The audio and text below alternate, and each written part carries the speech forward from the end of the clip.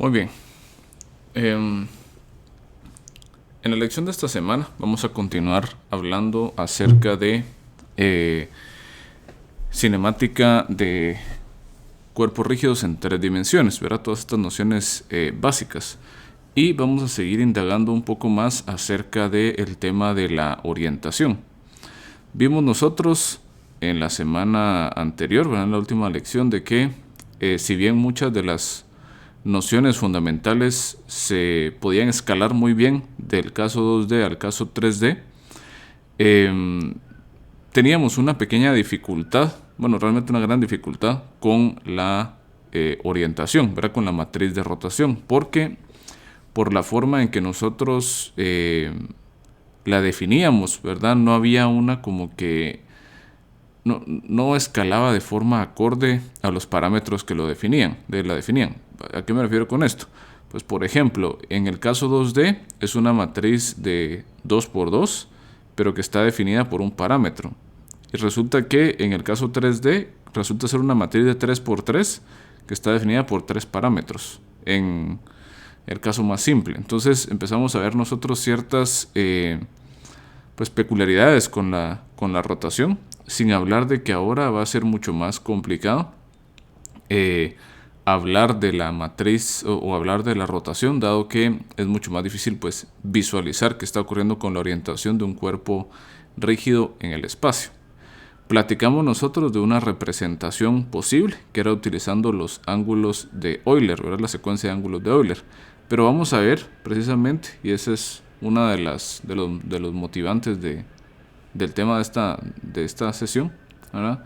Es que empiezan a presentar ciertos problemas esta secuencia de ángulos de Euler, ¿verdad? En general, la orientación en 3 dimensiones es complicada, tanto en papel, ¿verdad? O en teoría, como en la práctica, ¿verdad? En la práctica, si ustedes se ponen a pensar, es difícil encontrar qué tipos de sensores debemos utilizar o qué tipos de sistemas debemos utilizar para poder encontrar la orientación de un cuerpo rígido en 3 dimensiones. Entonces, tiene que ver la razón de eso es porque es complicado de conceptualizar. Vamos a ver algunas técnicas básicas, ¿verdad? Que se utilizan más adelante en visión de computadora como para poder estimar estas cantidades, ¿verdad? E inclusive en el segundo curso de robótica vamos a hablar también de cómo utilizar sensores para estimar algunas cantidades, pero nos vamos a dar cuenta que es algo complejo. Muy bien. Entonces, la pregunta principal es, bueno, ¿por qué requerimos nosotros o por qué vamos a hablar de más representaciones de la orientación, ¿verdad? ¿Qué problema hay con la representación que nosotros derivamos en la lección anterior? Entonces, resulta, ¿verdad?, que pues el uso de estas secuencias de ángulos se puede utilizar, ¿verdad?, en efecto, para encontrar cualquier orientación en el espacio. Eso nos lo garantiza una de las dos interpretaciones del teorema de rotación de Euler, ¿no? Sin embargo, resulta que esta interpretación del teorema, ¿verdad?, y esta secuencia de ángulos de Euler presenta un problema que resulta ser bastante crítico. Y es que si nosotros hacemos ciertos movimientos, ciertas rotaciones, tal que los ejes se alinean de cierta forma, nosotros perdemos un grado de libertad. Esta pérdida de un grado de libertad se conoce como una singularidad, ¿verdad? Y en una singularidad lo que pasa, digámoslo así en términos prácticos, es de que no sabemos si estamos viendo hacia arriba o hacia abajo. Es decir, hay dos posibles soluciones a la orientación y no sabemos, ¿verdad?, cuál de las dos es. Vamos a ver que para poder resolver ese problema se requiere de redundancia, es decir, necesitamos información adicional que nos diga a nosotros qué hacer en esos casos, ¿verdad? O sea, qué pasa cuando yo estoy en ese caso en donde yo no sé si la orientación va hacia arriba o hacia abajo. Pues utilizo la redundancia para determinar cuál es la orientación correcta, ¿verdad? Entonces, para ilustrar qué ocurre con esto, veamos nosotros esta siguiente secuencia de rotaciones, ¿verdad? Una secuencia YZX ¿no? En donde colocamos específicamente que la rotación con respecto de RZ es pi medios. Bueno, resulta que si nosotros hacemos eso, ¿verdad? Existe una igualdad que nos dice a nosotros que la matriz de rotación, una rotación en Y por una rotación en Z de pi medios, es equivalente a primero hacer una rotación en Z de pi medios y luego efectuar la rotación que hacíamos antes en Y, pero ahora en X, ¿verdad? Por la relación que existe entre los ejes. Al hacer esto obtenemos nosotros la matriz de rotación dada, ¿verdad? Por RZ, Rx y Rx. Entonces caemos nosotros a un problema crítico, y es que efectuamos dos rotaciones consecutivas sobre el mismo eje. Esto a lo que se traduce es que nosotros estamos perdiendo un grado de libertad, porque de la rotación en Y que teníamos anteriormente obtenemos otra rotación en X, y al tener nosotros dos rotaciones en X de forma secuencial, los ángulos de rotación se combinan y se forma una única rotación. Esta pérdida del grado de libertad nos dice a nosotros que esta matriz de rotación ya no es invertible, ¿no? Lo cual es algo problemático, porque según nosotros las matrices de rotación por su ortogonalidad tendrían que ser invertibles y su inversa ser igual a la traspuesta, ¿verdad? Pero aquí nosotros perdemos esa característica. Y no es porque el concepto de la matriz de rotación esté malo como tal, sino que al perder nosotros una de esas rotaciones, la matriz resultante ya no es una matriz de rotación en el sentido estricto de la palabra, porque solo estamos haciendo nosotros dos rotaciones alrededor de ejes de coordenadas. Es una cuestión más práctica, ¿verdad? En el sentido de que si nosotros tenemos la mala suerte de que se alinean los ejes de cierta forma tal que se pierde un grado de libertad, ya no se cumple el teorema de rotación de Euler, la interpretación que utilizamos para la secuencia de ángulos. Entonces nosotros terminamos con una matriz de rotación pues que no es una matriz de rotación propiamente hablando, y por ende pues en este caso particular presenta una singularidad, ¿no? Este problema recibe el nombre popularmente de un gimbal lock, ¿verdad? Y es un término que se popularizó por esta película de la misión Apolo 13, en donde se quería, para regresar, ¿verdad?, la nave a una de manera segura a la Tierra, era necesario evitar ese gimbal lock, porque si se llegaba a una situación de gimbal lock, el sistema de navegación de la nave del cohete se iba a volver loco, ¿verdad? Y ya no se iba a poder rescatar la misión. Les quiero mostrar un pequeño video, ¿verdad?, de esta situación. Les voy a dejar también voy a estar dejando, ¿verdad?, también en la descripción del video en YouTube los enlaces a estos videos, porque pues si bien pues los vamos a ver de forma completa acá, sí valdría la pena que ustedes echaran un vistazo a los canales de donde vienen, ¿verdad? Porque tienen más videos interesantes, ¿verdad? Y también pues para apoyar también a los creadores de cada uno de estos videos. Entonces veamos un poco acerca de este tema del gimbal lock. Those who followed my Apollo 13 live stream probably saw the phrase gimbal lock pop up a number of times, and a lot of you asked me what it is. So today on Vintage Space, we're looking at what exactly is gimbal lock.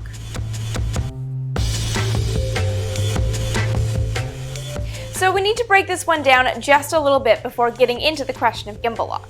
At the heart of the Apollo guidance computer was an inertial measurement unit, or IMU. The IMU is a spherical housing about the size of a soccer ball that contains 3 nested gimbals. They're set at right angles from one another, supporting a central platform mounted on the innermost gimbal. The outer gimbal is mounted on the navigation base, and this is mounted rigidly to the spacecraft. Every time the spacecraft moves, or rather every time the IMU detects any kind of change of attitude, the gyros signal to motors to return the platform to its original orientation. So as the spacecraft moves around on its path to the moon, the guidance platform inside remains stable. The guidance platform was aligned on the ground before the flight, and of course it would drift occasionally during the mission. To compensate for this drift, astronauts would realign the platform using star sightings, but its use still remained, and it still gave the astronauts information on their attitude in space. The information from these gyros was displayed on the Flight Director Attitude Indicator, more commonly known as the 8-ball. So it's the fact that there are 3 gyros involved in the IMU that make gimbal lock possible. The 3 gimbals account for the spacecraft's 3 axes of motion, its axes of pitch, yaw, and roll. Because the IMU works in all 3 directions, any change in the attitude's orientation at all is registered on the 8-ball. The constant attitude information about these 3 axes gives the astronaut a very keen sense of exactly where they're pointing in space. But it's also something that you can lose. The phenomenon of gimbal lock is one wherein the outer gimbal moves with the spacecraft to a point where it lies parallel to the inner gimbal. At this point, all 3 gimbal axes would be lined up on a single plane, and none would be able to move around the basic plane to resume a normal orientation. In short, once the gimbals are lined up, they can't realign themselves to give you an orientation, and they become locked.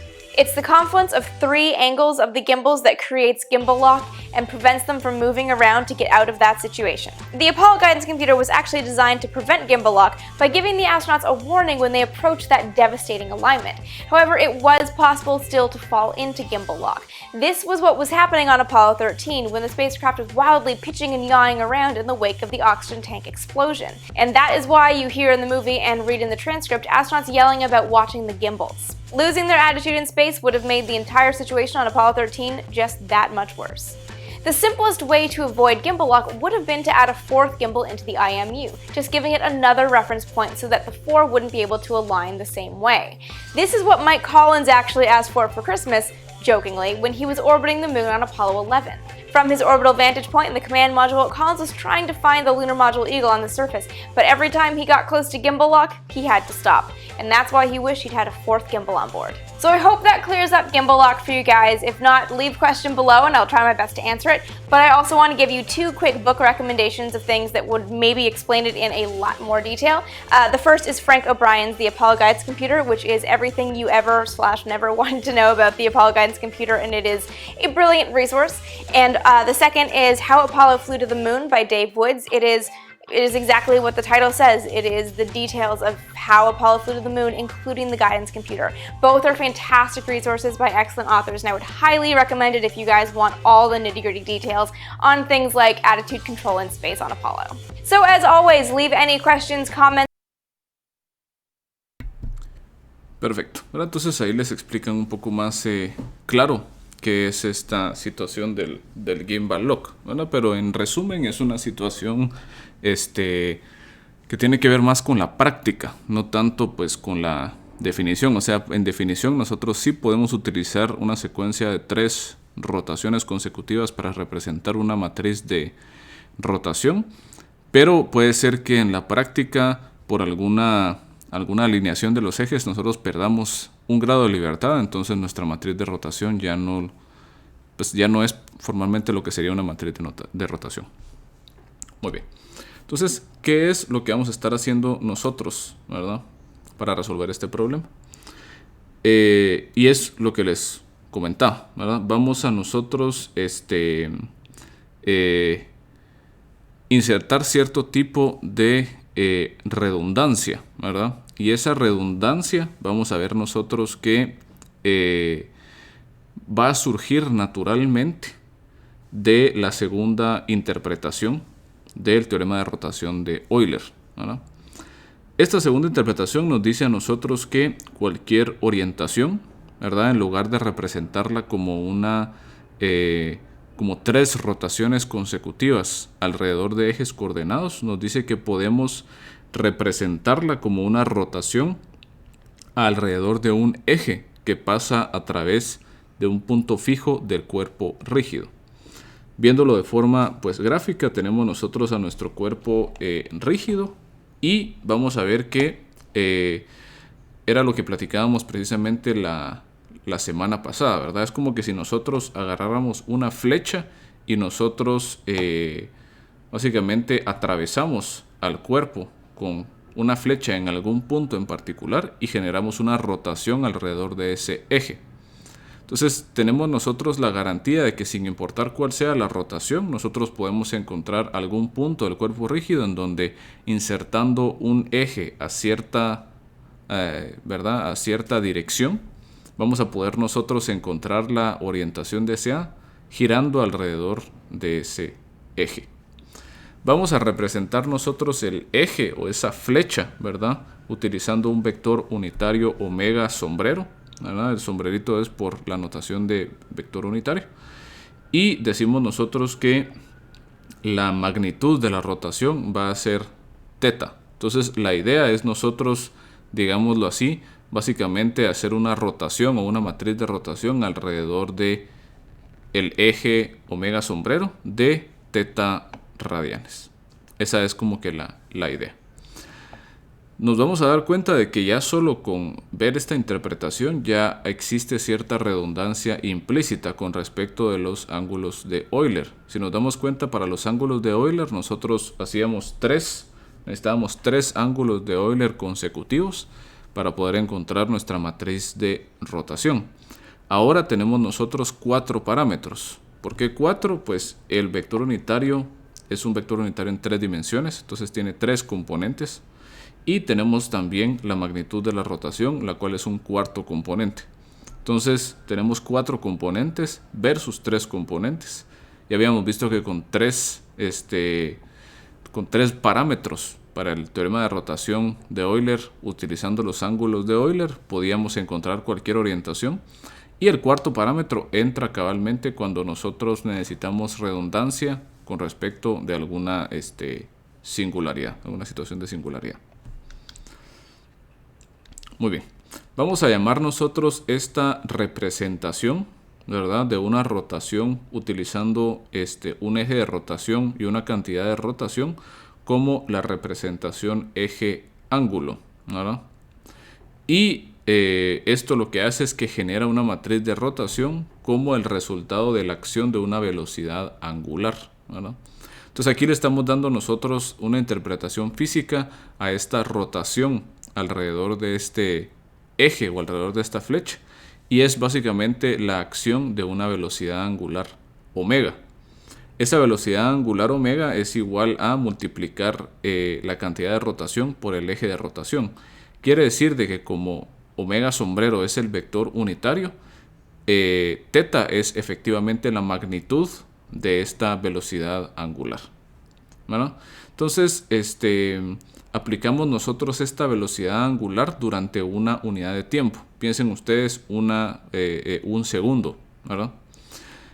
Vamos a regresar un poco a esto. Ahorita lo vamos a ver, digamos, de una manera bastante utilizando fórmulas, porque ahorita no nos interesa mucho la derivación de esto. Más adelante, cuando hablemos nosotros de todo lo que es velocidades y lo que se llama cinemática diferencial de cuerpos rígidos, vamos a retornar a esta definición y vamos a entender de dónde es que sale, ¿verdad? Muy bien. Entonces, al hacer nosotros la aplicación de esa rotación, vamos a ver que la matriz de rotación la encontramos nosotros como E elevado a la S, ¿verdad?, de W.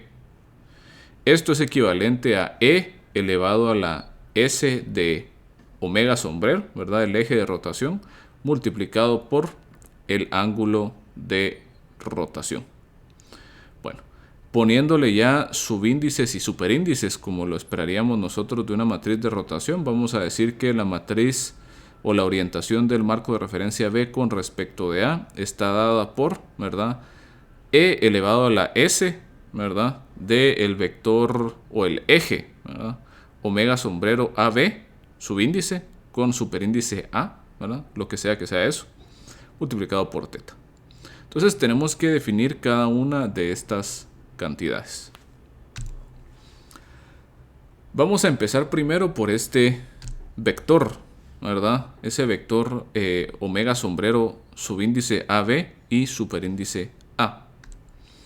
Vamos a decir que ese vector representa, pues, en esencia, el eje de rotación de B con respecto de A, pero representado en el marco de referencia A.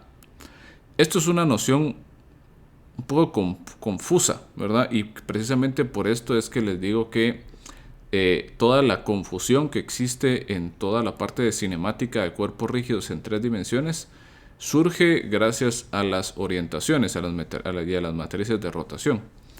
Esta noción vamos a regresar nosotros a analizarla también, ¿verdad? Más adelante cuando veamos cinemática diferencial de cuerpos rígidos, pero en esencia nos dice a nosotros que este es un eje de rotación, es decir, es un eje que está asociado a una velocidad angular. Bueno, si yo coloco, ¿verdad? Por ejemplo, digamos que el marco de referencia A es el marco de referencia inercial. Y yo sé que el marco de referencia B es el marco de referencia del cuerpo rígido. Entonces, si el marco de referencia B o el cuerpo rígido está girando, está rotando, yo sé que existe una velocidad angular de ese marco de referencia o del cuerpo rígido con respecto del inercial. Pero también existe, ¿verdad?, una velocidad angular de ese objeto, pero del inercial con respecto del objeto. Quiere decir, ¿verdad? Yo puedo, y como les digo, vamos a regresar nosotros a esto más adelante, porque ahorita no vale la pena que nos metamos a ese relajo, ¿verdad? Porque solo va a ser, pues, una cuestión ahí para más confusión, ¿verdad? Y ahorita esto, como les digo, vamos a verlo de una manera, pues, muy fórmula, porque no nos interesa todavía entrar a esos detalles hasta que hablemos de velocidades angulares, ¿verdad? Y de velocidades en general en cuerpos rígidos. Pero imagínense ustedes la siguiente situación. Está el marco de referencia A, o llamémosle inercial, fijo, ¿verdad? Ese no se mueve. Y tenemos que el marco de referencia B está puesto en un cuerpo rígido que está girando. Bueno, yo soy un observador, digámoslo así. Entonces, como observador, me puedo colocar en el marco de referencia A, en el marco de referencia inercial. ¿Qué voy a observar? Voy a observar cómo es que el cuerpo rígido gira con respecto del marco de referencia fijo. Pero yo también como observador podría pararme encima del cuerpo rígido. Y entonces yo voy a estar rotando junto con el cuerpo rígido. Con respecto de mi perspectiva, ¿verdad? O referente a donde yo estoy parado, yo no me estoy moviendo. O es decir, el marco de referencia del cuerpo rígido no se está moviendo porque yo estoy parado encima de ese marco de referencia. Es como, por ejemplo, que nosotros estamos parados sobre la Tierra, entonces relativo a cómo se está moviendo la Tierra, nosotros estamos estáticos, ¿verdad? Si nosotros nos sentamos en una silla. Bueno, entonces, a referencia, o sea, bajo ese punto de vista, ¿verdad? Yo estoy parado, ¿verdad? En el cuerpo rígido que está girando. Yo voy a estar viendo que el marco de referencia inercial, que antes pues estaba fijo, ahora voy a ver que está girando. Entonces yo puedo identificar también cuál es la velocidad angular del marco de referencia inercial con respecto del marco de referencia del cuerpo rígido. Bueno, esa velocidad angular es un vector. Como es un vector, lo puedo representar en distintos marcos de referencia. Entonces yo puedo representar esa velocidad en el marco de referencia inercial o la puedo representar en el marco de referencia del cuerpo. Eso es lo que nos dice esto de acá, ¿verdad? Entonces el subíndice ahora nos identifica la velocidad de quién con respecto de quién. Entonces, por ejemplo, en este caso, si tenemos este eje de rotación, es el eje de rotación de V con respecto de A, pero expresado en el marco de referencia B. Lo podemos expresar en algún marco de referencia porque es un vector al final de cuentas. Puedo utilizar una matriz de rotación, ¿verdad? Para igual cambiar de marco de referencia esta velocidad de acá. En este caso puedo utilizar solamente una matriz de rotación para hacer el cambio porque al hablar de velocidades angulares, ¿verdad? Al hablar de velocidades, vamos a estar eliminando, por ejemplo, cualquier traslación constante que tengamos nosotros involucrada por ahí. Vamos a definir, ¿verdad?, de que básicamente el eje de rotación de B con respecto de A es el negativo del de A con respecto de B. O sea, Si yo estoy parado en el marco de referencia fijo y yo veo al cuerpo rígido moverse, yo voy a ver que se está moviendo a el negativo de la velocidad que yo estaría viendo si estoy fijo sobre el cuerpo rígido y estoy viendo cómo se mueve el marco de referencia inercial, o el marco de referencia que está fijo, entre comillas. Esto es confuso, ¿verdad? Y por eso les digo que vamos a regresar más adelante a esto y vamos a hablar con mayor detalle, ¿verdad? Pero necesitamos nosotros ya introducir nociones de derivadas, ¿verdad? Velocidades. Bueno, entonces lo que tenemos que entender es, al final de cuentas, que ese vector unitario nos representa a nosotros un eje de rotación, ¿verdad? Que tiene como que contenida la información de la orientación de, en este caso, el marco de referencia B con respecto de A. Y al ser esta un vector, pues se puede representar tanto en B como en A. Eso es lo que vamos a concluir de esto. Luego tenemos esta operación S, ¿verdad? Ese operador S. Ese operador S se conoce como el operador antisimétrico, ¿verdad? O el operador skew, porque lo que hace es que toma un vector y nos genera a nosotros una matriz skew symmetric. Una matriz skew symmetric es una matriz antisimétrica, ¿verdad? Una matriz antisimétrica, como ya la habíamos visto también nosotros en el repaso de álgebra lineal, es aquella matriz cuya traspuesta es igual a su versión negada, ¿verdad? Esa es una matriz antisimétrica. Bueno, la matriz antisimétrica o este operador skew se usa típicamente para poder representar de una manera más práctica lo que es un producto cruz, ¿verdad? Si yo tengo W producto cruz X, esto es equivalente a que yo aplique el operador skew al vector W, genere esa matriz antisimétrica y la multiplique por el vector X. El resultado va a ser el producto cruz. Por eso les decía, ¿verdad?, que el producto cruz tiene una forma complicada y era complicado de calcular cuando ustedes lo usaron en cursos anteriores, pero aquí ya no va a ser una complicación, porque todo producto cruz lo vamos a poder representar como el producto de una matriz antisimétrica por un vector. Entonces este operador skew symmetric lo que nos da es una matriz antisimétrica que, pues, si se la multiplicamos a un vector es equivalente a el producto cruz.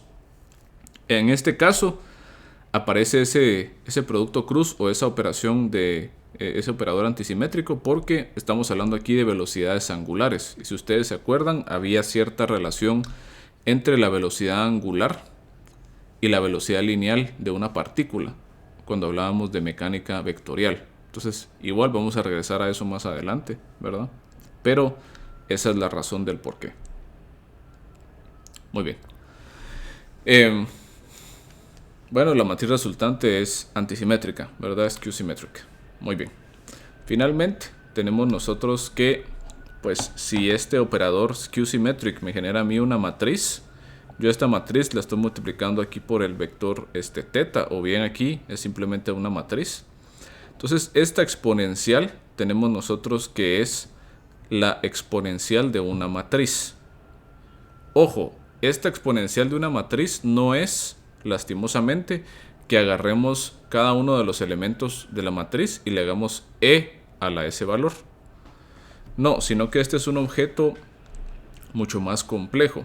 Inclusive hablamos un poco de este objeto en su curso de Sistema de Control 2, porque tiene una relación muy estrecha con la solución de ecuaciones diferenciales matriciales lineales, ¿verdad? O con la solución de sistemas dinámicos LTI. Y lo que nos dice a nosotros es que es en esencia agarrar la definición de una exponencial utilizando series de potencia, ¿verdad? E a la A, y que en lugar de colocarle un escalar le coloquemos una matriz. Quiere decir entonces que esta matriz es una serie de potencia, es una serie infinita o es una suma infinita de potencias de nuestra matriz. Si nos damos cuenta, esta es una cantidad, o sea, potencialmente imposible de calcular. O sea, si tenemos una matriz A, pues está bien.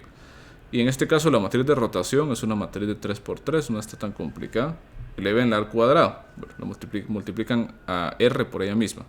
Eleven a la 3, bueno, otra vez por ella misma, a la 4. Y hagan eso hasta el infinito. Luego, divídanlo dentro de los factoriales y sumen todo esto. Y les tiene que quedar una expresión manejable, ¿verdad? Que sería la exponencial de la matriz. Existen técnicas para poderla calcular. Nosotros no vamos a entrar a detalle en esto porque no nos va a servir para absolutamente nada.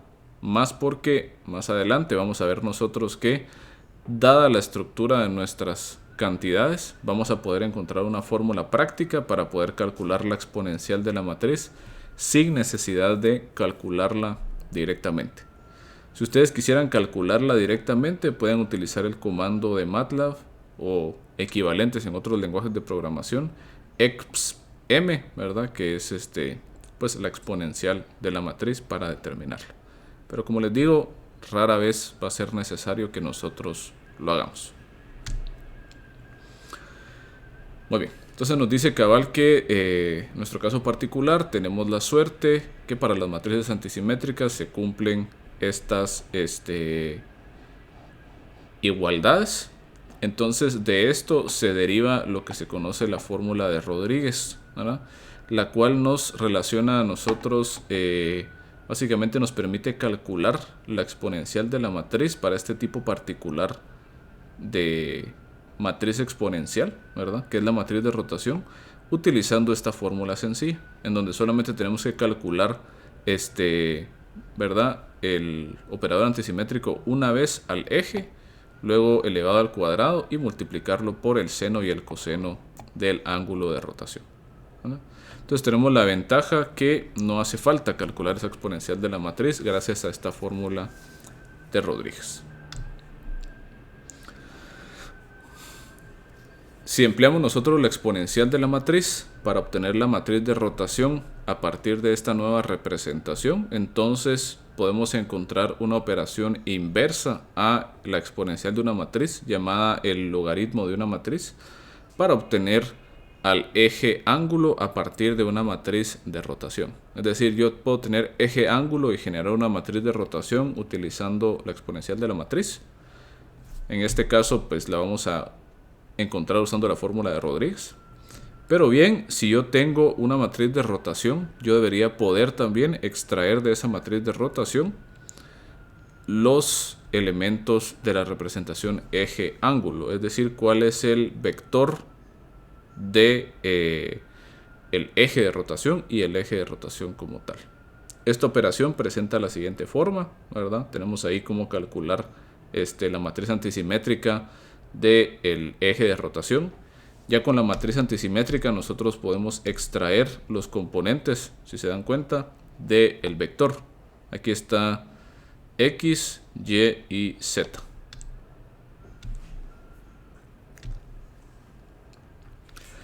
Y pues para el ángulo un arco coseno, ¿verdad? Esta de aquí, esta operación TR es lo que se llama la traza de la matriz R en este caso.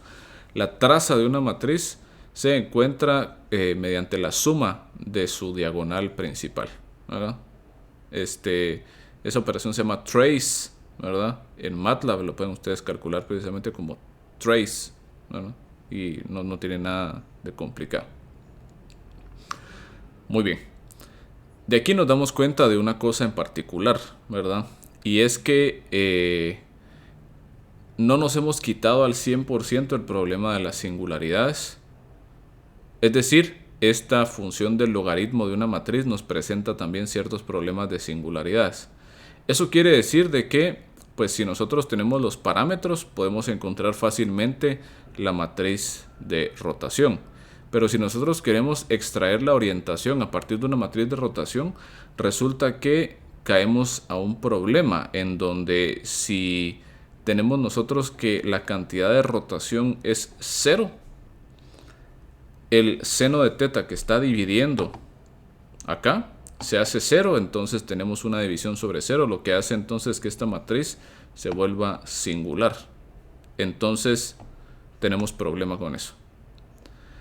Resulta entonces que esta representación eje-ángulo es solo una representación pues transitoria, porque nosotros la vamos a utilizar como pivote para llegar a la verdadera representación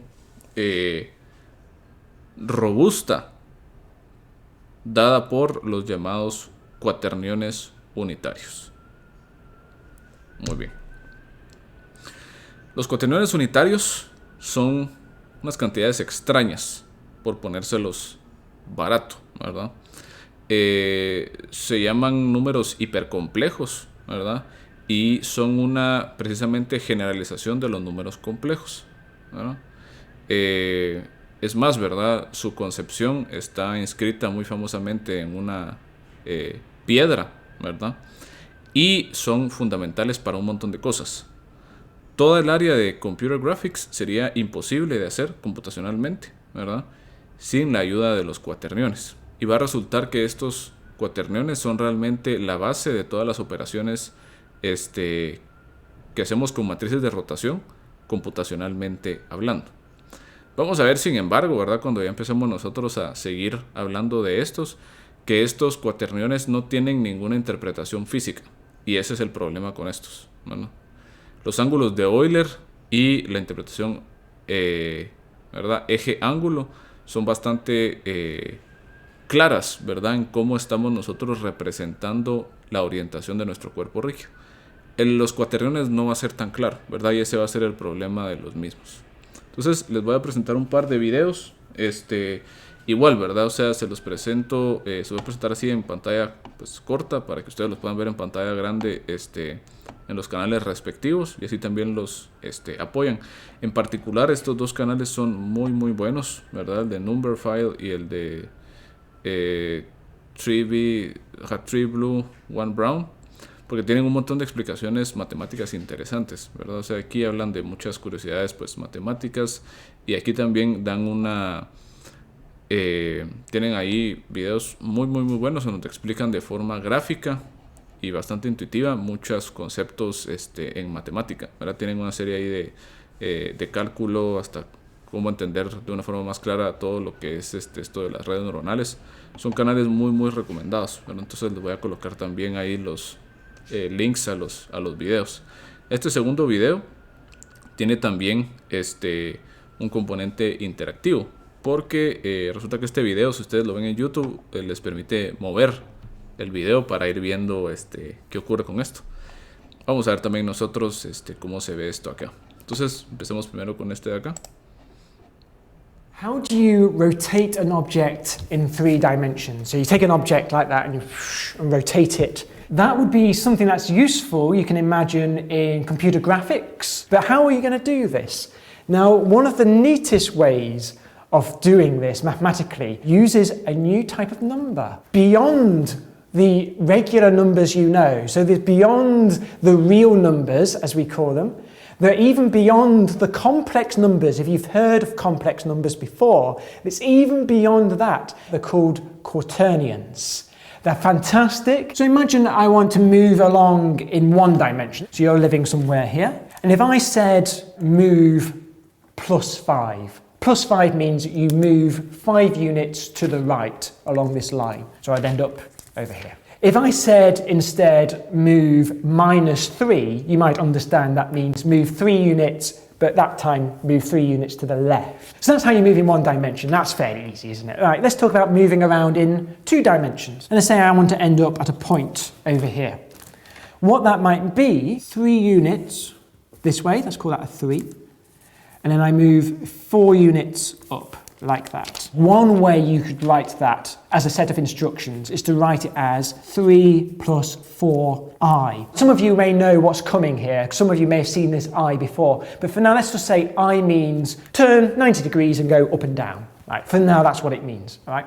So that's one way I could travel to that point. Or alternatively, I could look at it this way. I could try to travel 3 across and 4 up. Or I could rotate myself to this angle here and move along this diagonal line here. And that would be 3 + 4i as well. Right? You could use the same instructions to make that point. That's how you travel in 2 dimensions. I mean, if I want to then go further, and travel maybe a bit further on. So let's say I wanted to go maybe one more across and then two up, like that. What I could do then, by adding a further 1 plus 2i, I end up at this point. And I can say that this point is the combined result, which means I've actually travelled, what, 3 across and then a further 1, 4 across and 6 up. Or, if you like, it's the combined result of going from here up to here. So we can add these numbers together, and we should think of them as numbers. Right? You can add them together, and you can move around in 2 dimensions. So this time, let's rotate this line. Let's take my combined result here. What have I got? This is 4 plus 6i. Let's rotate this 90 degrees. If I rotate it 90 degrees, I think it's going to end up something like that. And it will end up here. It will end up on a point here. So this is going to be a 90-degree rotation. This point is actually minus 6 plus 4i. And that's where I end up if I rotate. These look similar to each other. Why do they look similar? How can I get from this number to this number? What I've done actually is I've multiplied. Instead of adding the numbers together, I've actually multiplied this time by the number, we call it a number, the number I. So there is a special rule with this. The special rule is I times itself, I times I, is equal to minus 1. Just to show you what I did, I took where I was, 4 plus 6i, I multiplied it by I, and what did I get? I got 4i plus 6, well, let's call it I squared. Oh, what is that? That is 4i minus 6, yeah. Or in other words, where I ended up here, minus 6 plus 4i. So multiplying by that number I means you rotate 90 degrees. If you do it twice, you get minus 1, which does make sense. So if you rotate 90 degrees and then rotate 90 degrees again, you're 180 degrees now, you're facing the opposite direction, so you're going negative direction, so it does make sense. And it turns out that if you multiply these numbers together, you get rotations. When you multiply the 2 numbers together, you add their angles together. So if I want to rotate 45 degrees, I would get my triangle for 45 degrees. 1 over root 2 there, 1 over root 2 here. So that's nice, and that's a 1 now. That is a 45-degree angle. Written as a number, that is 1 over root 2 plus 1 over root 2, lots of I. There you go. So I've gone that distance across and then that distance up. If I multiply by that number, I would rotate by 45 degrees. So adding them together makes you travel around in 2 dimensions. Multiplying them together makes you rotate in 2 dimensions. Now, if you're ahead of me and if you've seen this sort of thing before, you may recognize these as complex numbers, which, by the way, is a terrible name. Complex numbers, which makes them sound like difficult numbers, which I don't think is the intention. I think the idea is they are compound numbers. They are actually 2-dimensional numbers. That's a way of thinking of complex numbers. Real numbers are 1-dimensional numbers. Complex numbers are 2-dimensional numbers, and you can use them to travel in 2D and rotate in 2D. So the question is, how do we rotate in 3D? We must need 3-dimensional numbers, right? So we must have to introduce an I and a J as well. So we have 3-dimensional numbers, and that's what people thought. It turns out we don't need 3-dimensional numbers. We need 4-dimensional numbers.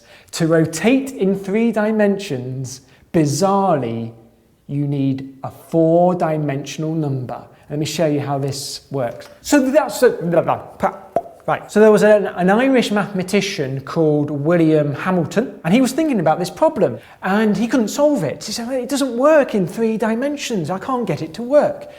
And the story goes that he was having a walk with his wife along the canal in Dublin, and then suddenly inspiration struck, and he realised, I don't need 3 dimensions, I need 4-dimensional numbers. I need I, J and K. So flushed with this, he immediately walked over to a nearby bridge over the canal and he carved in the rules that he needed to make this work. These are the rules that he carved into that bridge. I squared is equal to the J squared, which is equal to the K squared, which which is equal to I times j times k, which is equal to -1. It's very similar to the complex number idea. The complex numbers, I squared equals -1. That's what we needed for that. It's very similar, but no, we need I, j, and k. He carved this into the canal bridge, which unfortunately, graffiti, what a vandal.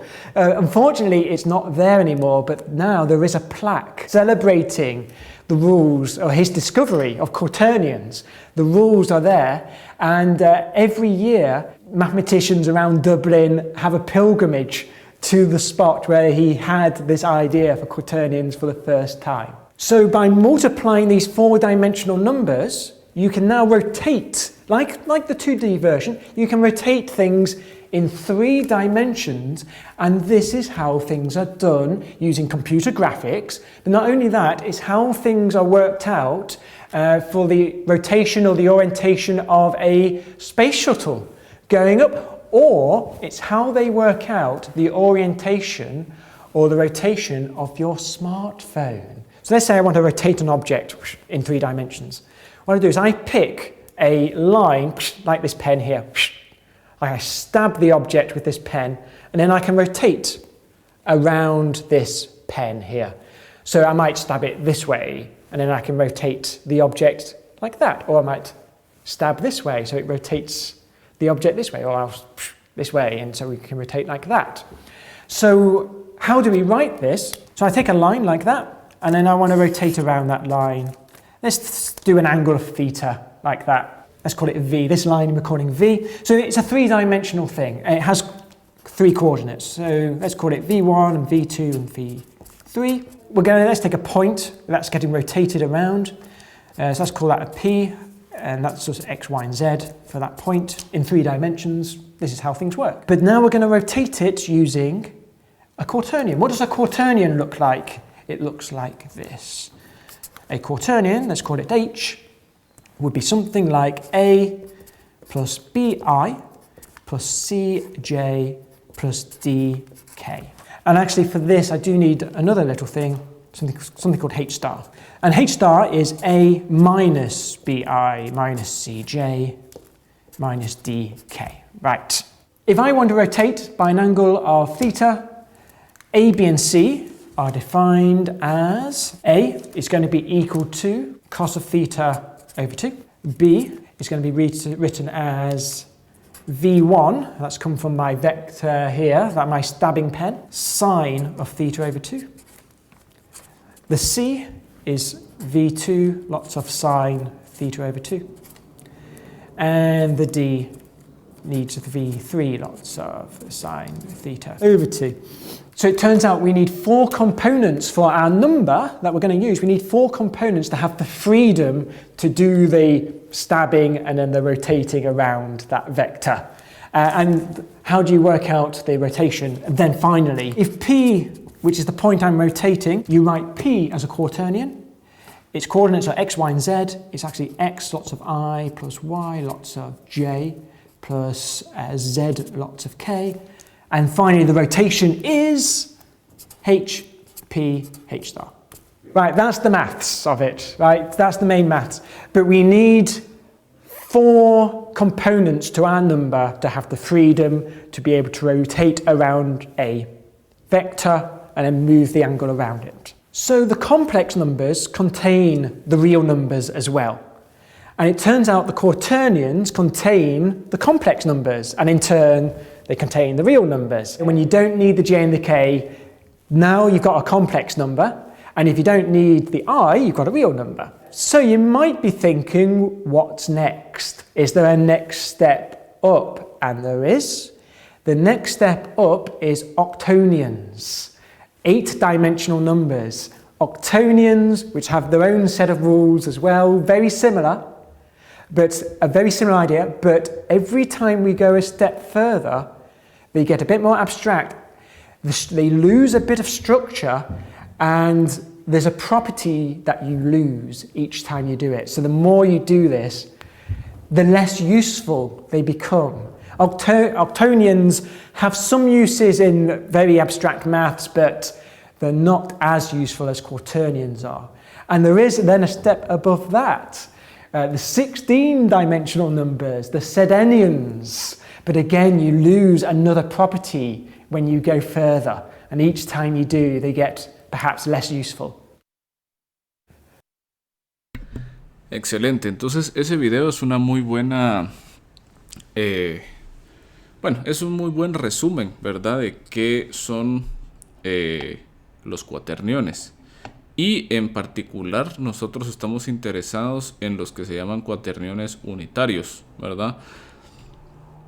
En el sentido de que no solamente van a cumplir con estas características, sino que también van a tener una restricción de norma unitaria, ¿verdad? Pues sea lo que sea esa norma definida para los cuaterniones. Estos otros videos, como les digo, son pues videos interactivos, ¿verdad? Los pueden ver ustedes pues por acá. Digamos, en este caso de aquí es un Quaternions are a video que va four-dimensional number explicando, system, ¿verdad? meaning each individual Y podemos ir quaternion nosotros consists cambiando, of 4 real number parts, like what you see on the upper left here. ¿verdad? Y And one moviéndonos of the main use dentro del cases mismo for video. quaternions is that they give us a really useful language for describing and for computing orientation and rotations in 3-dimensional space. My goal Entonces pueden ustedes agarrar ahí con un poco más de tiempo o ponerse a jugar ahí con esos videos, ¿verdad? Son ahí una herramienta bastante interesante como para entender qué ocurre cuando cambiamos ciertos componentes. Muy bien. Entonces nos dice a nosotros que si omega, sombrero, y teta son el eje y el ángulo de rotación respectivamente, vamos a definir un cuaternión unitario como, y vamos a usar una notación ligeramente distinta de la que utilizaban en el video, ¿verdad? Para no sobrecaerle encima algunas cantidades que vamos a estar definiendo pues más adelante. Vamos a decir que un cuaternión va a ser esta letra Q mayúscula como caligráfica y está compuesta por dos elementos, ¿verdad? Un elemento eta, que es la parte escalar del cuaternión, y un elemento epsilon, que es la parte vectorial del cuaternión. Estos, si los escribimos, ¿verdad?, como un vector, así apilamos los componentes, tenemos que el primer elemento es coseno de teta sobre 2, y el siguiente es básicamente agarrar cada uno de los elementos del vector del eje de rotación y multiplicarlo por el seno de teta medios, ¿verdad? Entonces, si bien nos damos cuenta de dónde es que provienen estos cuaterniones, ya luego de hacer estas operaciones se vuelven en números abstractos que, si bien los vamos a poder utilizar para hacer operaciones, no van a tener ninguna interpretación directa solo al verlos, ¿verdad? Y eso se va a hacer más evidente pues más adelante. Como tienen que ser unitarios, tenemos que utilizar esta restricción de norma unitaria, que básicamente nos dice que la suma de todos los elementos al cuadrado es igual a 1, ¿verdad? Hay una cosa bien importante, ¿verdad? Y eso no lo mencionaron en el video, y es que solo los cuaterniones unitarios representan matrices de rotación, ¿verdad? Si un cuaternión no es unitario, entonces no representa una matriz de rotación. Resulta que vamos a poder utilizar de nuevo la fórmula de Rodríguez para poder determinar la matriz de rotación asociada a un cuaternión unitario de esta manera. Entonces es simplemente hacer sustituciones con lo que ya conocíamos de la representación eje-ángulo y encontramos esta fórmula que nos permite a nosotros calcular la matriz de rotación a partir de una representación en cuaterniones, ¿verdad? De aquí nos podemos dar cuenta entonces que los cuaterniones eta epsilon y menos eta menos epsilon nos van a generar la misma matriz de rotación. Esto va a ser importante, ¿no? Nos van a generar la misma matriz de rotación y ustedes lo pueden verificar, ¿verdad? Podemos utilizar también nosotros las siguientes expresiones para hacer la transformación inversa, y es a partir de una matriz de rotación encontrar nuestros cuaterniones unitarios. Aquí nos vamos a dar cuenta que pues ahora ya no tenemos ese problema, ¿verdad? Que al momento de extraer que al momento de extraer el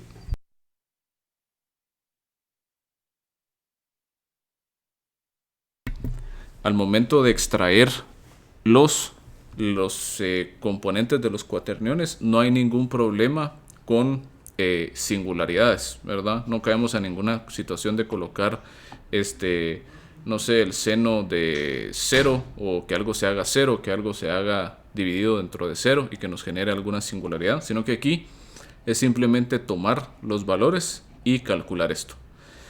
Podríamos decir nosotros que tal vez el valor de eta nos genere problemas, pero nos vamos a dar cuenta que debido a la norma unitaria, no nos va a generar problema acá, ¿verdad? Y aparte que vamos a ver también más adelante qué ocurre con los cuaterniones cuando eta es igual a 0. Bueno, entonces la gran ventaja que tenemos de los cuaterniones unitarios sobre otras representaciones de orientación, y esto es más o menos a lo que hacía referencia el video, es que no vamos a necesitar nosotros regresar a matrices de rotación para poder hacer operaciones entre matrices de rotación. Acordémonos nosotros que las matrices de rotación tienen una particularidad, y es que junto con la multiplicación entre matrices pertenecen a el grupo especial ortogonal, ¿verdad? A un grupo especial ortogonal. Quiere decir de que la multiplicación de matrices de rotación nos genera más matrices de rotación. Esto no lo podemos hacer nosotros, por ejemplo, con el eje ángulo. O sea, no podemos nosotros efectuar una rotación utilizando la representación eje ángulo, sino que tenemos que encontrar la matriz de rotación asociada al eje ángulo y luego aplicarla. Resulta que para los cuaterniones no es necesario que nosotros regresemos a matrices de rotación para poder hacer operaciones, sino que todas las operaciones las podemos hacer en forma de cuaterniones. Por esta razón es que los cuaterniones son numéricamente eficientes, porque no hay que estar lidiando con las matrices, y porque las operaciones entre cuaterniones son también más eficientes que operaciones entre matrices. Entonces, por ejemplo, vamos a hacer la siguiente definición, ¿verdad? Si nosotros tenemos que hay 3 cuaterniones, ¿verdad? 1, 2 y 3, y esos cuaterniones tienen asociadas las matrices R1, R2 y R3, en donde R3 es la composición de R1 con R2. Entonces, para calcular el cuaternión 3 no hace falta que nosotros calculemos R1, R2, las multipliquemos y luego pasemos eso a cuaternión, sino que podemos efectuar directamente una multiplicación de cuaterniones. Ahora, la multiplicación de cuaterniones, que se representa de esta forma, tiene esta solución de acá. Agarramos, multiplicamos las partes escalares, le restamos el producto interno de las partes vectoriales y esto es un no escalar, entonces sería eta 3. Y luego utilizamos esta expresión de acá para calcular epsilon 3, ¿verdad? Igual, ¿verdad? Si nosotros queremos calcular la inversa de una rotación o su traspuesta, ¿verdad? Dado que son equivalentes, en lugar de nosotros agarrar el cuaternión, pasarlo a matriz de rotación y luego sacar la inversa o la traspuesta, podemos hacer nosotros esto directamente en cuaterniones, que es simplemente cambiar el signo de la parte vectorial, ¿verdad? Súper sencillo de hacer. Luego podemos inclusive hacer nosotros la rotación de un vector sin necesidad de regresar a una matriz de rotación. Es decir, si tenemos un cuaternión, no hace falta regresarlo a una matriz de rotación, luego multiplicarlo por un vector para encontrar cuál es el efecto de esa rotación sobre el vector, sino que podemos actuar directamente sobre el vector utilizando cuaterniones, utilizando lo que se llaman cuaterniones puros, ¿verdad? Esos cuaterniones puros son cuaterniones que realmente pues no van a existir porque tienen un componente escalar igual a 0. Por eso les decía que no va a haber problema con las singularidades con los cuaterniones, ¿verdad? Y lo que hacemos es que agarramos el cuaternión de la matriz de rotación, el inverso, ¿verdad? O el conjugado, colocamos en medio el cuaternión puro del vector que queremos rotar. En este caso, ¿verdad? Tenemos nosotros el vector v. Hacemos la operación y el resultado nos da a nosotros una parte escalar de 0 y el resultado, el vector W, que es el resultado de aplicar la rotación al vector V. Entonces, todo esto nos hace darnos cuenta que los cuaterniones son bastante poderosos en el sentido de que podemos hacer operaciones directamente en cuaterniones y ya no tenemos que estar regresando o cambiándonos de matriz de rotación a cuaterniones y viceversa para estar operando, ¿verdad? Esto hace que los cuaterniones sean muy eficientes numéricamente hablando. Además tienen otra gran ventaja numérica que las hace muy buenos, por ejemplo, con respecto a las otras representaciones, y es su propagación, ¿verdad? O básicamente la forma de calcular su derivada. Muy bien. Bueno, y aquí resumimos algunas ahí de las ventajas numéricas de los cuaterniones, ¿verdad? Primero, ¿verdad? Tenemos nosotros lo que podría verse de forma pues evidente, que si nosotros hacemos la comparación, bueno, la matriz de rotación completa requiere 9 parámetros, porque es una matriz de 3×3, ¿verdad? 9 parámetros. El cuaternión requiere solamente 4 parámetros, y es una descripción completa, ¿verdad? Acuérdense que los ángulos de Euler y la representación eje-ángulo tienen que transformarse a matrices de rotación antes de poder ser útiles, ¿verdad? Entonces tenemos 9 parámetros versus 4 parámetros. Lo otro que les decía, que era esto de la propagación, ¿verdad? De las derivadas. Que esto nos dice que son fáciles de renormalizar. Bueno, entonces para esto veamos el siguiente ejemplo. Digamos nosotros que queremos calcular una rotación incremental en el tiempo. Entonces yo quiero calcular la rotación un instante de tiempo delta t luego del tiempo actual. Para hacer eso puedo agarrar la rotación actual y sumarle la derivada por delta t, ¿verdad? Es básicamente utilizar forward Euler para encontrar la siguiente rotación, ¿verdad? Si esta rotación está evolucionando en el tiempo. Lo cual vamos a ver nosotros más adelante que va a ser bien común que tengamos casos así, ¿verdad? La pregunta aquí es, bueno, yo sé que las matrices de rotación son bien particulares en el sentido de que son un tipo súper especial de matriz. Son matrices ortogonales. Es decir, son matrices que siempre cumplen con que su inversa es su traspuesta. Y eso no es algo que sea fácil de encontrar en una matriz.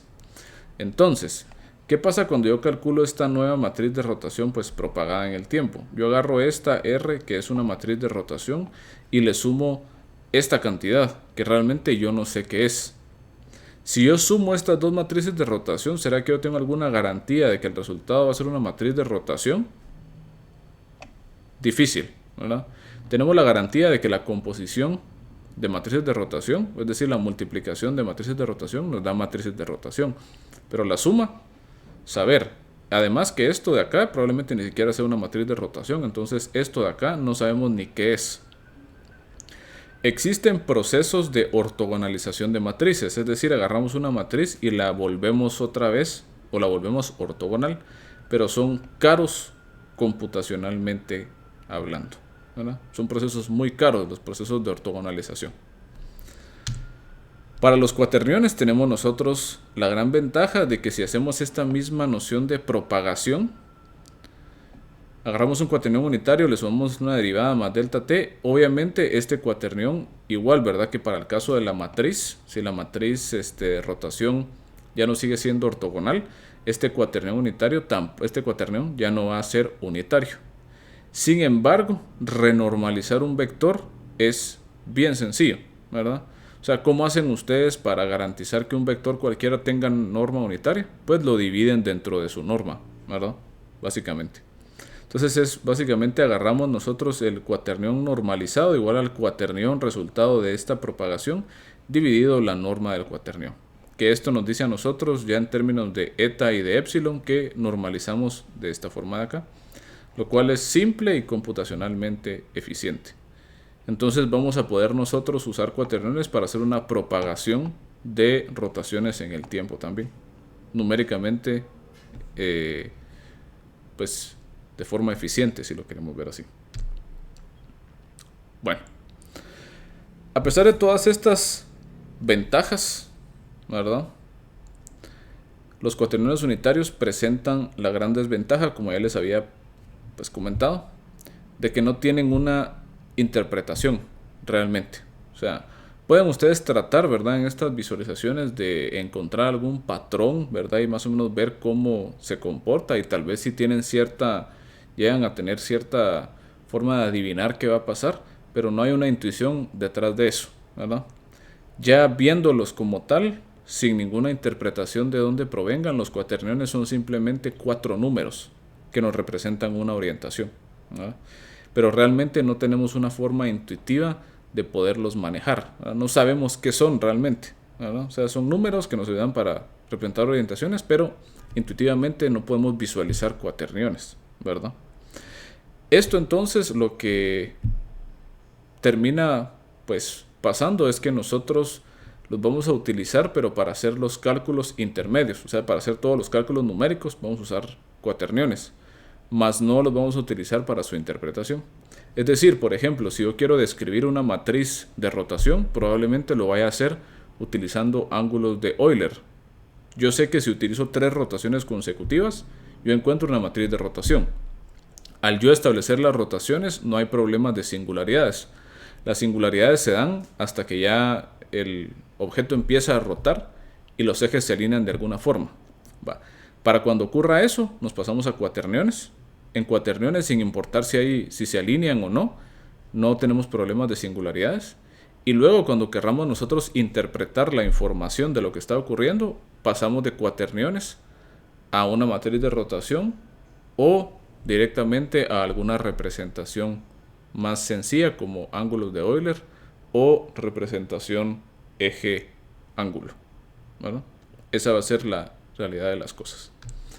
Es más, vamos a tener aquí una pequeña pues tablita que nos va a nosotros hacer un resumen de las distintas representaciones que tenemos para la orientación en 3 dimensiones y cuáles son sus ventajas y desventajas. Entonces, la representación que vimos en la lección pasada, ¿verdad? Tenemos las matrices de rotación.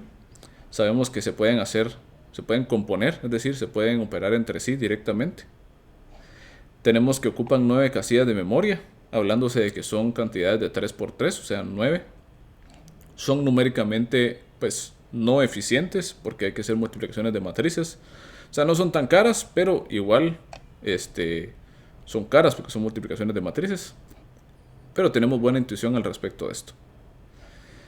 Luego tenemos nosotros la representación, por ejemplo, eje-ángulo. Para esta, ¿verdad?, nos damos cuenta de que no podemos operarlos directamente en la representación eje-ángulo.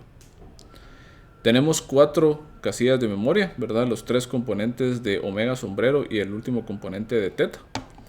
Numéricamente no podemos decir nada porque hay que pasar obligadamente de acá a las matrices de rotación pues para poder hacer cualquier cálculo.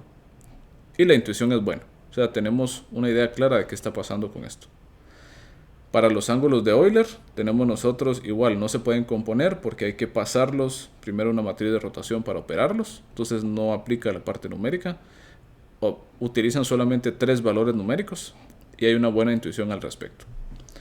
Para los cuaterniones tenemos que se cumplen todas las cosas buenas de las matrices de rotación. Obtenemos una ventaja de que son numéricamente eficientes, pero perdemos la intuición. Entonces, la idea es que nosotros sepamos cómo irnos pues trasladando entre las diferentes representaciones. Si ustedes tienen el libro de Peter Cork, ¿verdad? Él con el Toolbox tiene adentro del libro hay una tabla, ¿verdad? Un gráfico en donde explica él todas las funciones auxiliares que tiene para transformar de distintas representaciones a otra. O sea, tiene funciones que pasan de rotación a ángulo eje, rotación a roll pitch yaw, por ejemplo, rotación a cuaternión, cuaternión a roll pitch yaw, cuaternión a rotación, etcétera, etcétera, ¿verdad? Simplemente rutinas que implementan las fórmulas que nosotros teníamos anteriormente en las diapositivas, ¿verdad? Muy bien. Resulta que, ¿verdad? Hay otras más representaciones para orientación. Nosotros aquí estamos hablando de las representaciones más populares, las clásicas, digámoslo así. Hay, sin embargo, otra tendencia, ¿verdad? Inclusive uno de los libros que tenemos como referencia en el curso, de Modern Robotics, de Lynch y de Park, utiliza lo que se llama la teoría de tornillos, Screw Theory, para representar ya no solo la orientación, sino que la pose en general de cuerpos rígidos, utilizando vectores espaciales, ¿verdad? Que son vectores de 6 dimensiones. Esa es como que una forma un poco más moderna y computacional de hacer estas cuestiones en robótica. Es más, muchos de los muchos de los simuladores que utilizan ustedes para poder visualizar sistemas robóticos, por ejemplo, utilizan esta representación, ¿verdad? Usan vectores espaciales. Casi siempre emplean un algoritmo que se llama el algoritmo de Featherstone, ¿verdad? Para poder hacer las simulaciones. Vamos a hablar un poco de esto en el siguiente curso de robótica, ¿verdad? Poco, pero sí vamos a hablar un poco al respecto, ¿verdad? De cómo es que se puede utilizar esto pues para efectuar simulaciones, ¿verdad?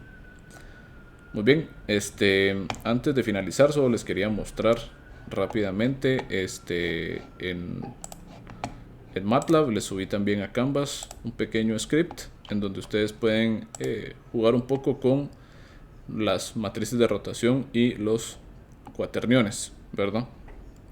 Por ejemplo, podemos nosotros generar con estos comandos un eje de rotación pues arbitrario, ¿verdad? Tenemos ahí nuestro vector unitario de rotación y alguna cantidad de rotación, ¿verdad? Con esto podemos utilizar nosotros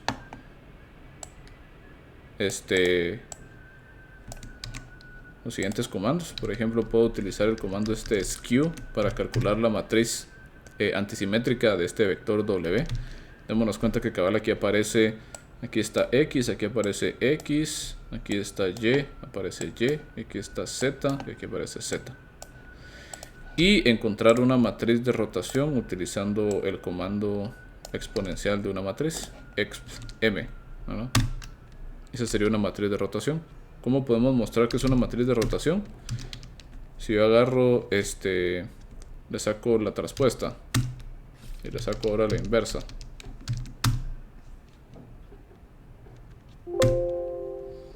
es lo mismo, ¿verdad? Entonces tenemos que es una matriz ortogonal. Puedo sacarle inclusive el determinante y ver que es 1, entonces es una matriz ortogonal.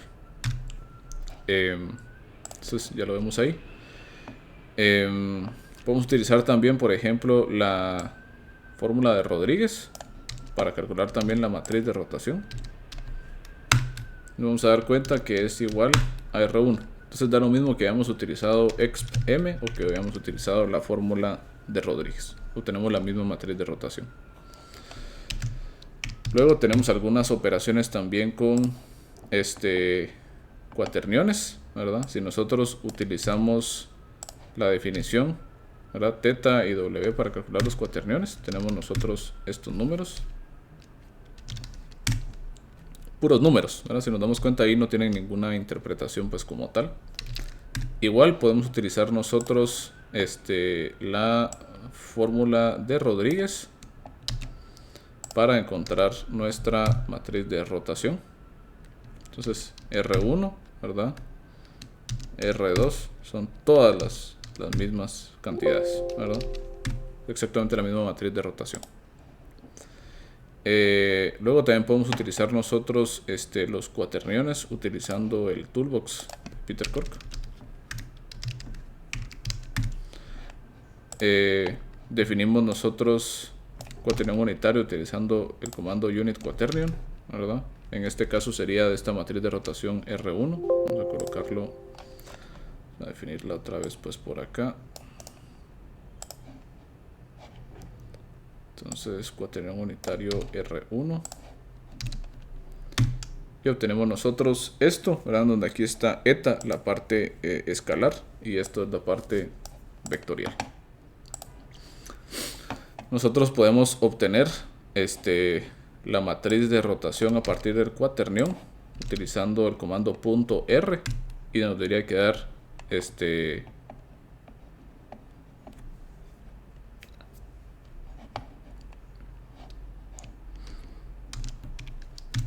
¿verdad? Igual a la matriz R1 que nosotros pues calculamos, ¿verdad?